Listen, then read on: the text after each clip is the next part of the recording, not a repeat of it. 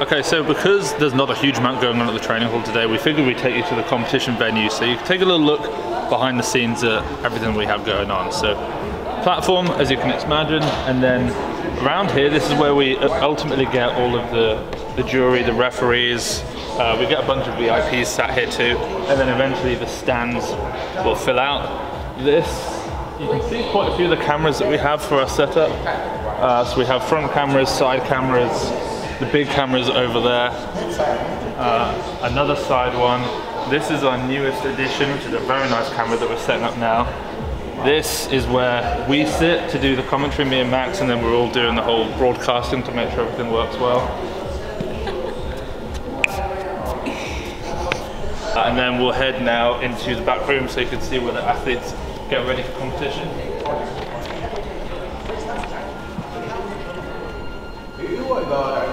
Okay, so this is the back room. It's a little bit different to what we've seen at the World Championships, where athletes were kind of sectioned off a little bit more.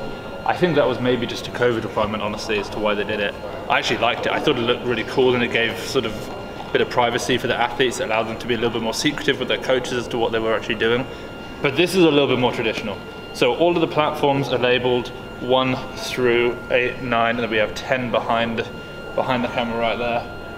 Which means that we know based on the lot number exactly where people are going to be. So we can get in here before the session starts, get a GoPro, stick it, this is Lou Dalin's shot, stick it right here, make sure we get Lou Dalin lifting, all that sort of stuff. Today, however, because Nick is here, he's going to actually be able to come in here with a camera, because written into our contract with the Asian Weightlifting Federation is the fact that we're allowed to come in here with someone with a camera, which is great. So Nick will be in here making sure we get some stuff with Tersanor Jabarova versus Mungjangstan for the women's 87s. It means that tomorrow we can have, full shots, different angles of Lesman versus Antropov versus Nagisa versus Chempo Zhen. We've got Miso versus Reza Dadar, and then of course a super battle. I think Gormanassim versus Ali Davoudi is going to be big. I was pretty convinced it was going to be a Gore show. I'm not so much anymore, so we shall see. Anyway, let's head out this way. Lots of nice KC equipment. Obviously water and everything is free for all athletes, coaches, for us as well, which is nice. And then this is where the athletes actually walk out. So you see a lot of the time on the live stream, this Manama 2020, they have on like a 90 degree, and then they rotate it and they follow the athlete out, which is kind of fun. So the athlete comes out here. Through there we just have there's another broadcasting room for us, there's the testing, there's all that sort of stuff. And then this is where the athlete will wait with the coaches. You're okay to come up. They come up here, a little bit of resin for the old feet, a little bit of chalk, and then this is where obviously they actually end up doing their lifts. And obviously what they see right now is very different. When the lights are down, you can't really see out into the crowd a huge amount. It's kind of like you're on stage, because I guess you are. It's like being in a production. So very difficult for them to see. This is lit up so much, and for us, it's absolutely amazing. My two favorite cameras. We have this one here, which gives that back shot, which is very cool. And then the top-down one that we have up there, which is kind of like in 2008 in Beijing, they had that shot, and there's that famous picture of Dmitry Klokov. He's on a platform very much like this, and then he's looking up and celebrating. It's a very cool shot. Yeah, that's the competition. So we have two sessions today. We've got the women's 81s and the women's 87s. The 87s is probably the session to watch. Tersanor Jabarova versus Mungjangstan, the world champion. So Uzbekistan versus Mongolia. Excited for that. And the next 2 days are obviously huge as well. So you know what to do. Get your tickets and see all of this area in action. We're live in the back room after the women's 87 kilo session. One of the most exciting battles we've had. The two athletes from Taipei.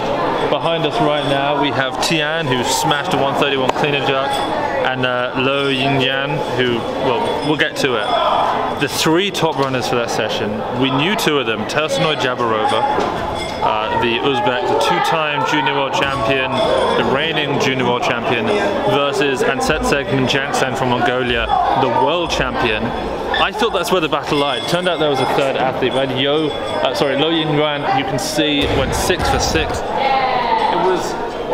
It was one of the first sessions, Max and I were talking about this whilst we were doing the commentary, where every single lift, if you just took those two lifters aside, Jabarova and Lo, if you just took them side by side, every single lift was for a battle. The snatch went by 2 kilos to Tursunay. Lo managed to clean jerk, so snatch 110 kilos, which was 4 kilo personal record. It's 6 kilos more than we showed you her snatching in training recently. 110, Tursunay 112, that's 1 kilo less than her personal record. And then Mnjangsan just came out of nowhere, 114 kilos. She had to save her first lift, she had to save her second lift, missed the 117, I think it was third, but she had the lead. Then in the clean and jerks, again, crazy stuff. Jabarova had that lead, 2 kilos in the snatch. So she came out at 123 kilos, I think it was. Scoreboard's gone on me. She came out at 123, so every time she came out, Lo had to hit 3 kilos more in the clean and jerk to bump up because of that 2 kilo deficit after the snatch. Lo came out at 126, Jabarova hit 127. Lo came out at 130. Jabarova came out then at 130 as well, with maybe the save of the, well, certainly the best clean and jerk we've seen so far. Save of the session for sure. She just barely, she can barely pull that weight off the ground. Knees knocking together on the stand. Jerk, she's under it, she's walking across the platform. Like everything she had to reclaim the lead. And then with 1 attempt remaining, Lo Yingyuan comes out 133. She has hit 136 before, but gave it everything. She got given the lift, then they jury stopped, and then they gave it to her. Oh, just like, it was incredible stuff. And then, to make things even more stressful, Mnjangsan, 3 attempts remaining, the last 3 attempts for the whole competition. She comes out at 135. She only goes and misses the lift. We saw her hand clean 150 in the training hall the other day, so we know she's strong. 190 back squat. Nick sent us a video. He was in here the whole time of her hitting a 130 lift in the training hall. So she then came out, made the 135 like nothing, and then to make a bit of a statement, I think, to probably the 87s around the world who weren't here, who she knows are going to be watching this to see what kind of shape she's in. She just wanted to show them, look, I can go for this 145. 145 is a weight where I think Lo, who we have just here, getting some photos for Taipei, Lo could have pulled on 145. She wouldn't rack it. Jabarova couldn't even pull 145 off the floor, I don't imagine. She's so slow. So she cleaned it, missed a jerk. But all in all, those 3 women, sensational. And then there was Tian, who was somewhere there, hit 131 to sneak a bronze medal in the clean and jerk. All in all, there they both are. All in all, just such an exciting session. And then tomorrow, the longer this competition goes on, the harder I find it to come up with the person who's going to win that 96 kilo category. Lesman Paredes I thought was the obvious winner. I just don't think he is the obvious winner. He could win, but we've got Artem Antropov, we've got Nagisa Adilatuli, we've got Chempo Zhen. All of them, the only one, Nagisa I don't think can win. If any of the other 3 won, I almost wouldn't be shocked. So it's going to be a phenomenal session. The 102's Reza Dadar versus Miso Asona. I don't think it's going to be easy for Miso. He's put 25 kilos heavier entry total, but their differences does not reflect that 25 kilos right now. Reza snatched 170 like a twig in the training hall. I think this will be tough for Miso. He's going to have to make a big clean and jerk, I'd imagine, on his 3rd attempt if he wants to win it. And then, supers and 109s on the Saturday. We've got world champion Razul Motamedi. We just found out Ali Davoud, he weighs 180 kilos, which puts him, as far as I know, as the 3rd heaviest super in the world, behind David Leety and Lasha Talakadze. He's looking thick.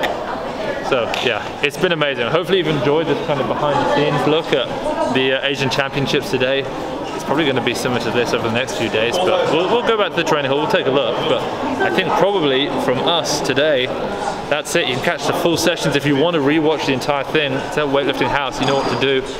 Every single session live and on demand. You guys, yeah, we'll see you tomorrow.